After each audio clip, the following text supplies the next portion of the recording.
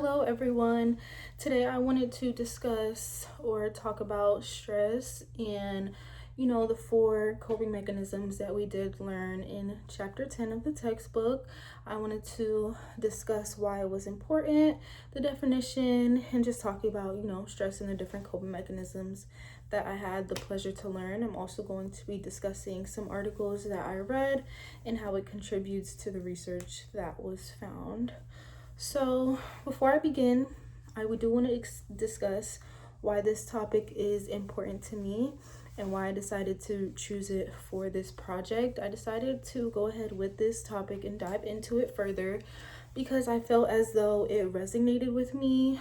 It is a topic that I definitely can relate to. I feel like I do stress a lot, especially when it comes to academics. I'm just always trying to do my best and it becomes very stressful. So learning about these coping mechanisms has definitely helped me, and I honestly hope that everyone learns about it because it's honestly really helpful information and it's very beneficial when it comes to how to cope in different situations. So before I begin, we're going to be talking about four different coping mechanisms.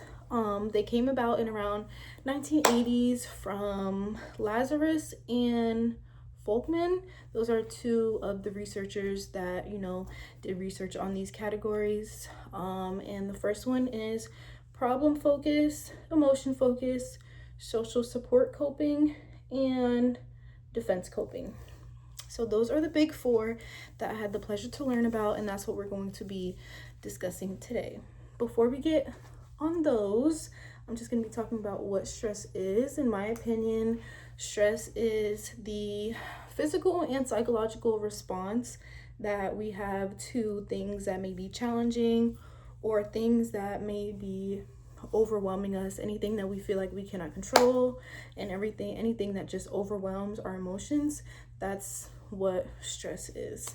And it's very important to have healthy coping mechanisms so it does not become a bigger thing than it needs to be.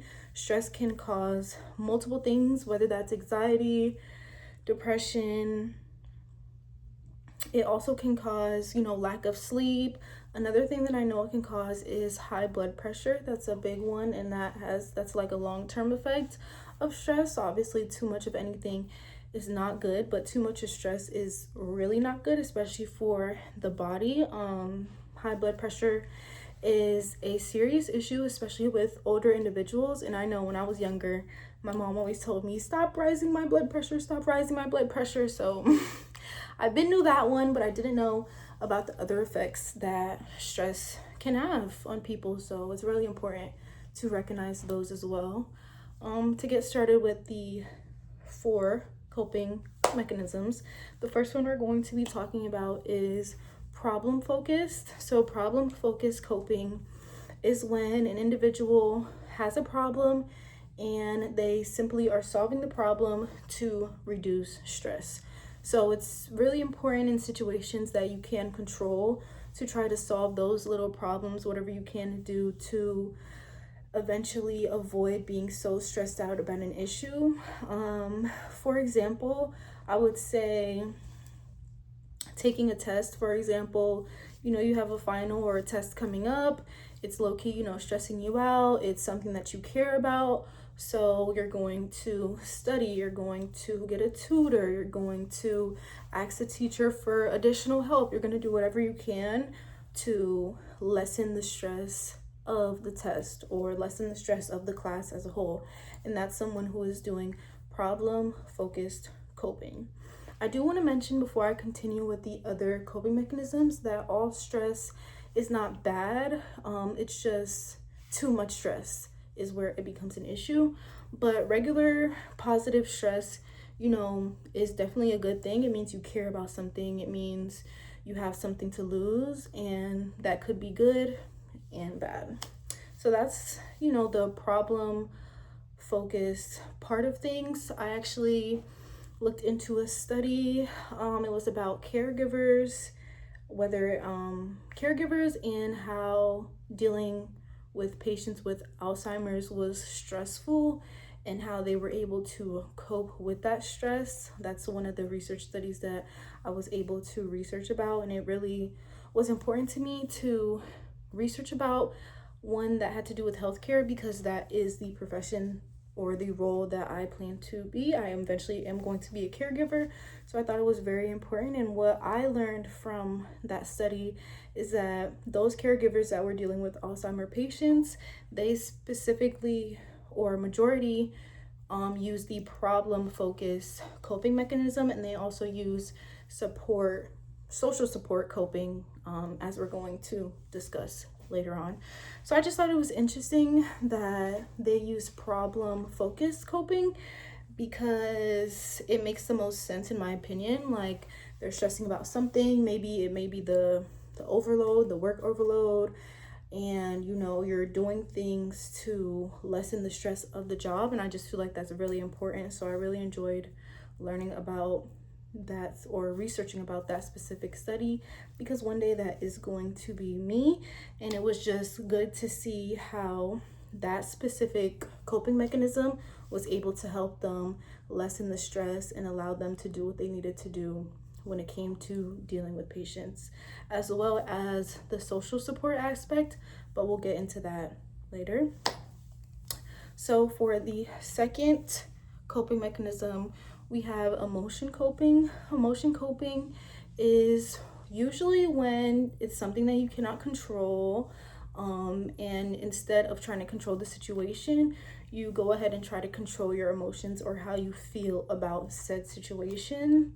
And I feel like that's a very important coping mechanism, because not a lot of people are able to regulate or manage their emotions. So I definitely feel like it's really important to be able to do so, because it kind of just keeps your head on your shoulders in a situation that you may not be able to control.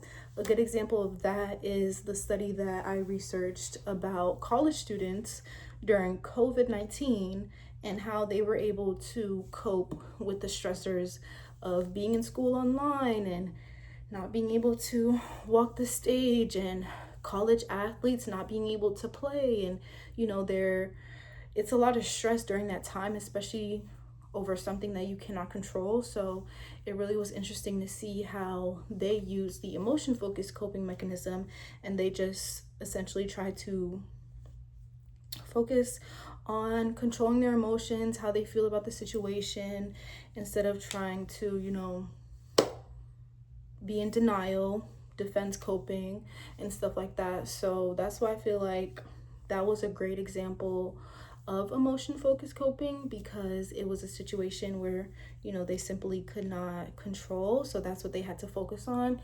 An example or some examples of emotion focused coping is journaling, doing anything you enjoyed to do, exercising, listening to music, breathing exercising, yoga, stuff like that. That is very emotion focused, when it comes to coping.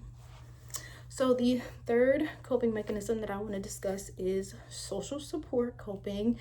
That is always important. It's always important to have, a village. And social support coping is basically seeking help from others in any situation where you're seeking help from others, asking others for advice, asking others for temporary help. That would be under the category of social support.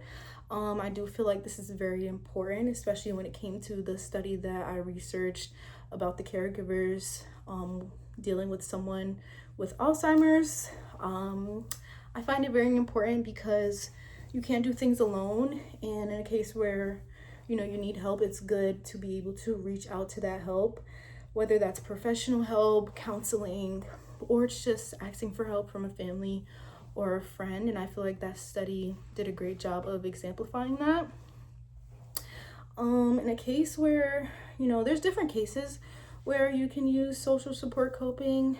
Sometimes you can be asking somebody for a loan, you can be asking somebody for a favor, you can ask somebody to babysit because you're stressed with the kids, or you could be talking to somebody for just advice, talking to somebody because you just need to vent, let things off your chest. Like, there's a few different ways to go about that social support coping, but it simply consists of asking someone for additional help.